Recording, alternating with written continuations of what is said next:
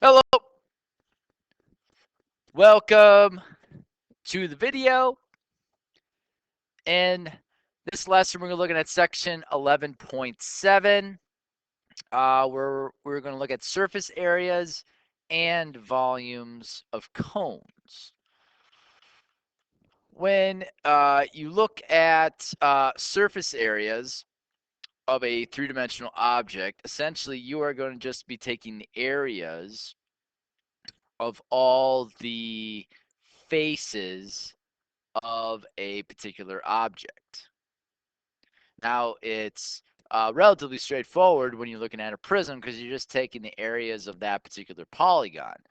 Where it becomes a little bit more interesting and where you have to use a formula is finding a surface area for a cone, more specifically a right cone. So we're going to look at surface area first, and then we're going to get into volume. So surface area of a right cone is going to be the area of the base, which is a circle, which is pi r squared. So that's the area of that base. And then it's going to be added to the area of the curvature of our cone, which is going to be pi r times by L. L is indicated by the slant height of our object. So if you were to try to like flatten this out and make it into almost like a net, so the base of it's a circle, it's going to look something kind of like this. And then if you were to kind of roll out this cone portion of it, it would look something kind of like this. So it would just be like here and here. So this would be considered the slant height, and this portion right here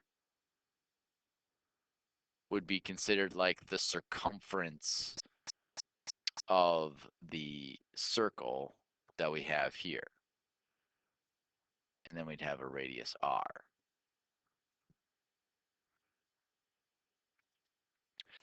All right, so to find the surface area of this right cone, uh, essentially we have all the information given to us, so we just simply plug it into the formula. So the surface area is going to be pi r squared, so 4, so it's going to be pi times 16 plus pi times r, which is 4, times by the slant height, which is 6. So we have 16 pi on the left, and then we got 24 pi on the right. So 16 plus 24 is 40. So my slant height is 40 pi.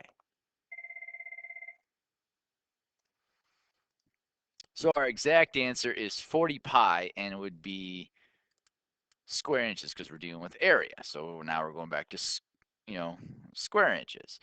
If we were looking at the approximate answer, we would use 3.14 to approximate with pi, times that by 40, and I would get 125.66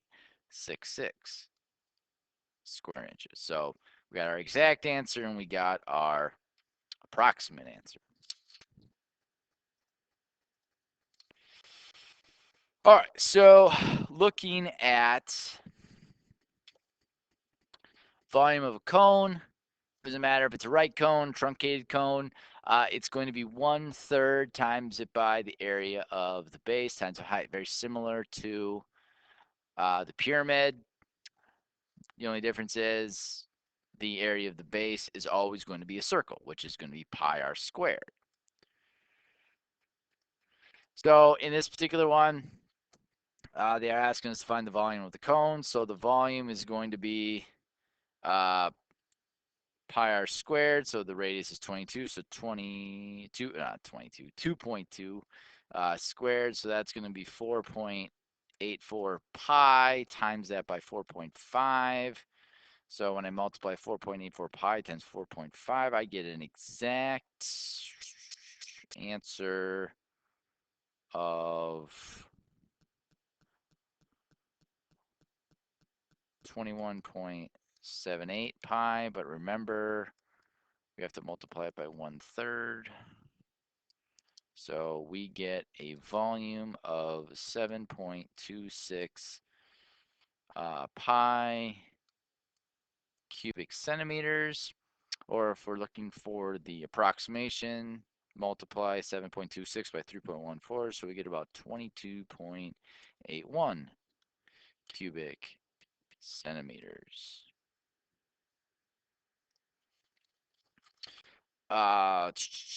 In this question here, they're talking about cone A and cone B are similar. Find the volume of cone B. So cone A to cone B is an enlargement. So looking at this, my scale factor is going to be 9 divided by 3, which is 3.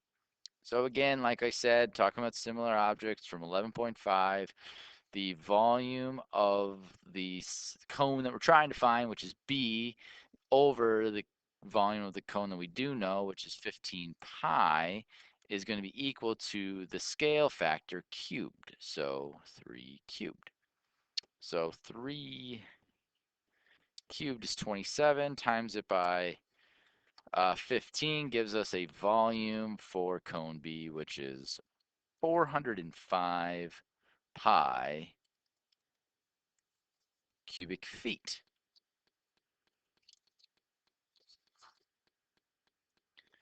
And then finally, we have a composite of a solid. So in this one, we have a cylinder and we have a cone. So I'm going to find the volume of the cylinder first, and then we'll find the volume of the cone. So the volume of the cylinder is going to be pi r squared, which is 9 pi, times it by the height, which is 10. And I'm just going to approximate it, times it by 10, which gets us, what, 282.74 cubic centimeters. All right, so now when I look at the volume of our cone, we get 1/3 times it by the area of the base, which is, again, 9 pi, times it by the height, which is 5.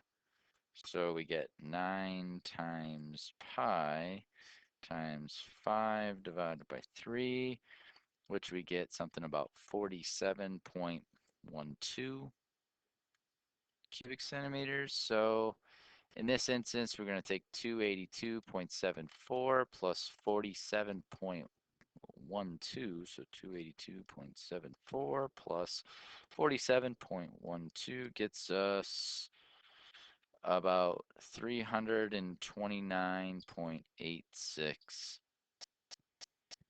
cubic centimeters. And that is being able to discover surface areas and volumes of cones.